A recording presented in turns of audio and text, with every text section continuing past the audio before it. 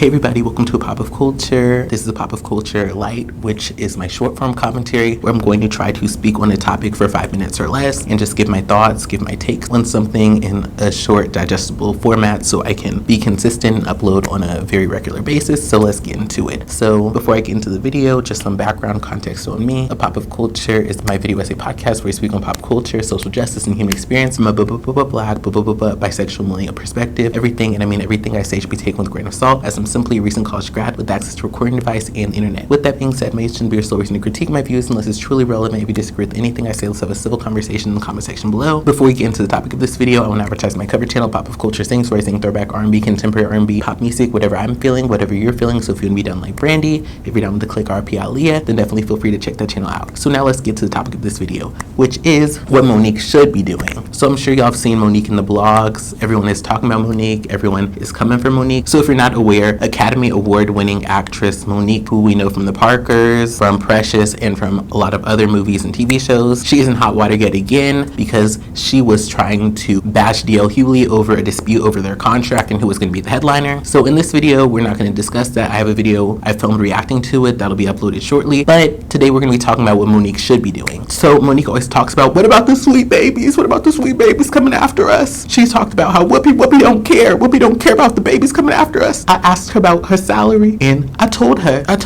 it's a shame what they're paying you. And it makes it harder for the sweet babies that are coming up after us. Monique is always talking about the babies. She's talking about how older Black women in the industry need to advocate for themselves, because if they don't advocate for themselves, the sweet babies coming after will have it even harder. And she's always talking about how the babies need to present themselves right, how she'll give you a sweet tap if she sees you with a bonnet out in public, especially at the airports and at different places. So here's my thought. Monique is in a pretty bad spot when it comes to how Black people feel about her, because not only did she come for DL Hughley and say a lot of homophobic and problematic things, but she also brought up DL Hughley's daughter's trauma that had nothing to do with their feud. So people are not effing with Monique right now. Monique needs to live this down. So I know she's working with 50 Cent. They're gonna have a show or something coming out. She's working with Lee Daniels. They're gonna have some projects in the future, so we love that. But one thing I think Monique should do is start some type of a mentorship thing. I feel like she could have something like an Iyanla Fix My Life thing. She talks about the sweet babies.